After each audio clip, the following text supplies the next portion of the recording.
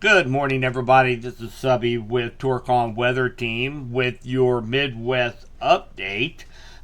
Here in the great state of Missouri, we are enjoying a very beautiful morning here. 78 degrees here at the weather station in west central Missouri. Just a few scattered showers out and about today, but for the most part, we've been blessed with a beautiful weekend, and we need that.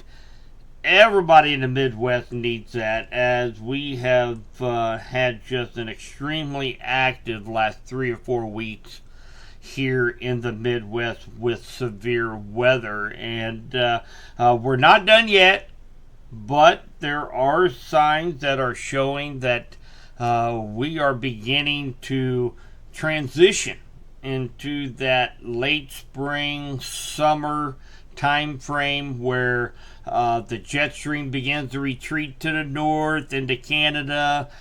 We still get little disturbances that come through, but the chances of seeing widespread severe weather really begins to transition up into the upper Great Plains into Canada.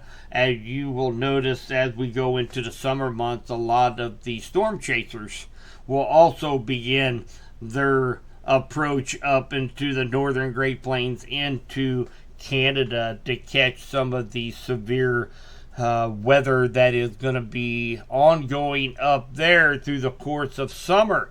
But first, let's take a look from the Storm Prediction Center.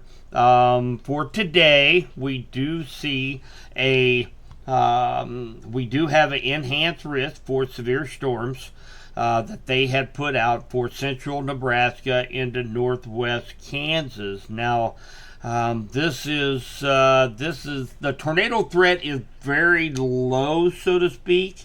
I would not rule out a tornado throughout this area here in an enhanced risk, but this is actually one of the characteristics of kind of that transition from springtime thunderstorms into late spring and summertime thunderstorms, is the fact that it's more of a wind threat.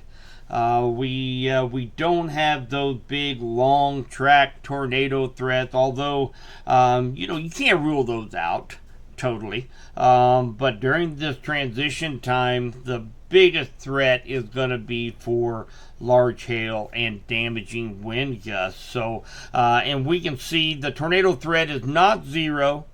We do have a 5% area over here in southwest Nebraska, northwest Kansas, and then we have a very broad area of 2% risk from up here in Minnesota, North Dakota, all the way down into southern Texas. But by far the biggest threat today is going to be for the potential to see some strong straight line winds with these thunderstorms, as we have a significant black hatched area stretching from central Texas all the way up into really the 2/3 of Nebraska.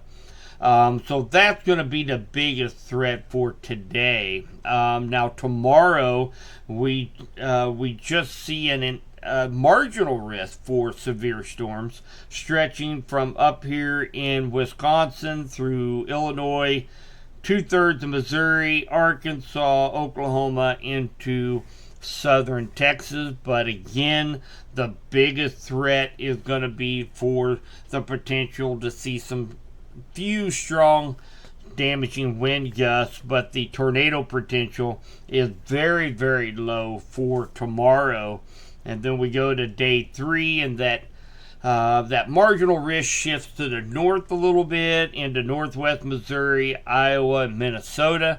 And again, strong straight line winds is the biggest threat. So now let's take a look at what is causing all of this, and we can also tell you'd be able to see pretty easily one of the reasons why we think we are in that transition stage going from spring into summer. Now we're looking at the 500 millibar chart which I look at on a daily basis. This is about 18,000 feet above our heads, and it shows the wind speeds. This is a very useful model in which we can see where the troughs and the ridges are. That's the low pressure systems, the high pressure systems, and what direction are they going to go. So this is a great tool to help us in forecasting, to be able to tell where these storm systems are going to end up. So you notice right now, here, most of the Midwest, we are under what they call a zonal flow, which going from west to east. Okay, we don't see any of those troughs. We don't see a big ridge going across that would signify that we have sinking air and beautiful weather. It's zonal flow from west to east right now. Really, the only thing that we have going on, we do have a low pressure system sitting up here in Canada, and we will have another one kind of dig in right around that same area. That's going to provide the focus for some of these severe chances as we go through the week. But even with these zonal flow setups like what we're seeing right now, there are some little disturbances that come through anywhere where you see like a little dip right there, a little dip right there. Those are little disturbances that can set off some showers and thunderstorms. And so this time of year, we always got to watch out for the potential of seeing some scattered severe weather. Nothing like what we have been used to over this last month, in which we have widespread severe storm outbreaks. Nothing is really kind of sticking out there this week for that. As we go through the month of June, we'll see here in just a moment, we're not out of the severe storm season yet. But we still have a couple more chances that the models are starting to pick up that we need to pay attention to, and we are here at Tourcon Weather Team. So let's kind of set this thing into motion, kind of see where these storm systems are heading. And notice what I told you guys just a second ago about that another low pressure system that's going to be setting up right up here in Canada, North Dakota, Minnesota. This is what we're going to be. We're going to be on the fringe of this. We're going to be down in this area here in the Midwest, where that's going to be the potential for us to see some stronger storms as we go through this week.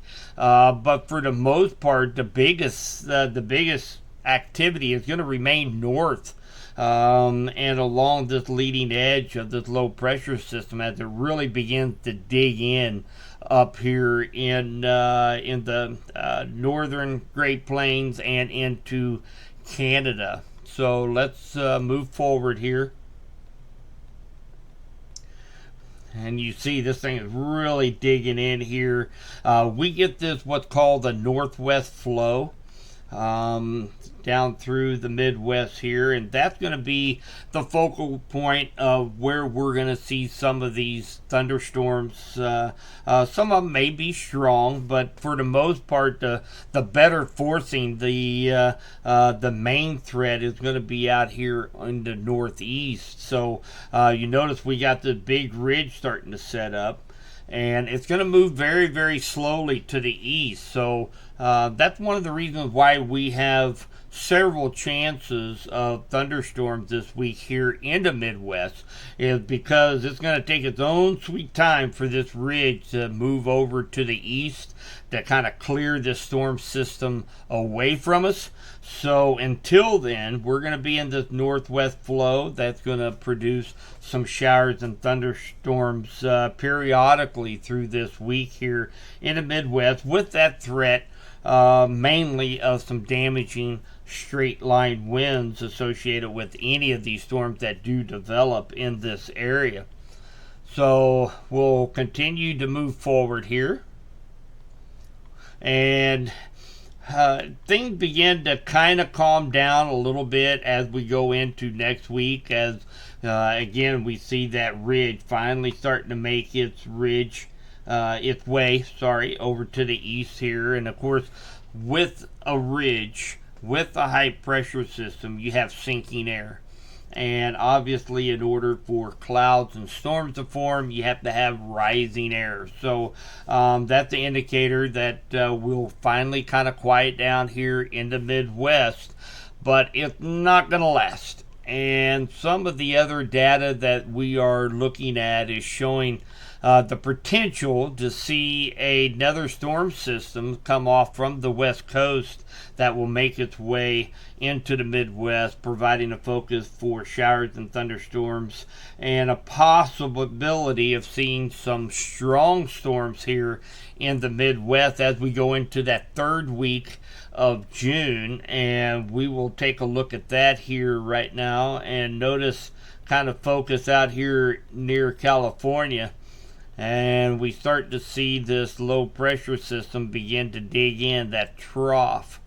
Okay, and it's going to be kind of cut off from the main flow up here. So we're going to be kind of maybe looking at a cutoff low that's going to be pushing in from the Pacific, moving inland and across the Midwest. And we can take a look at the CFS. Now, we utilize tons of data sets as we're doing some forecasting. This is just one tool that we have, and as far as the accuracy, pinpoint, it's not there. But what it does help us is trending of where we may see some of the stronger storms. Now, it is analog, does not necessarily deal with artificial intelligence, but it is analog. But it takes a look at a couple of ingredients, primarily wind shear and instability, and those are just two out of the four ingredients necessary for strong storms or supercells to form.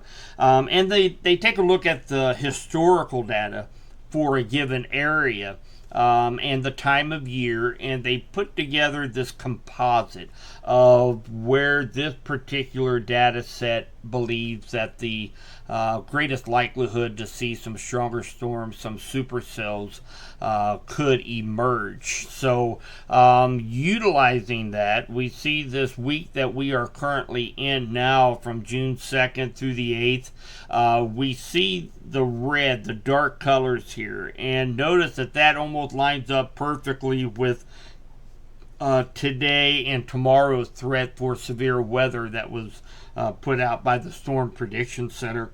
And then we go to June 9th through the 15th.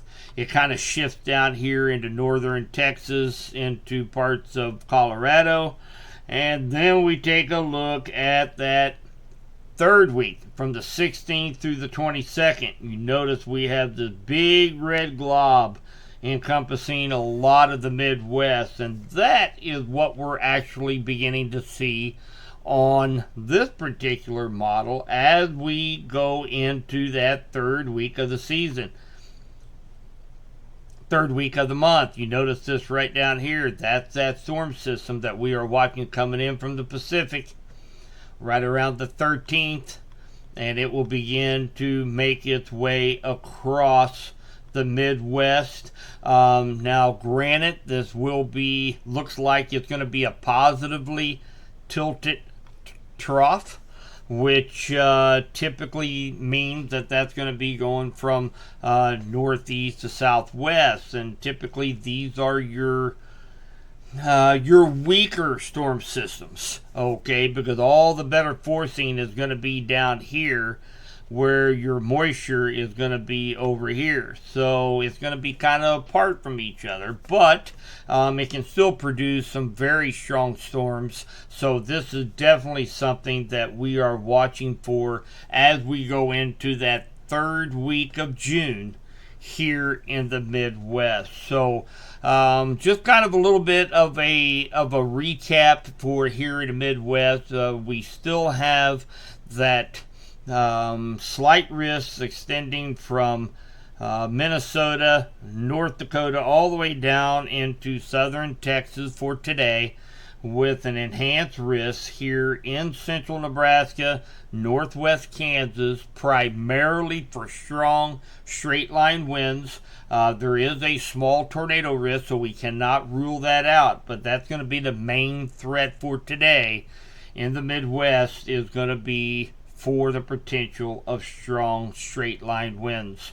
So thank you guys so much. Hope you found this informational.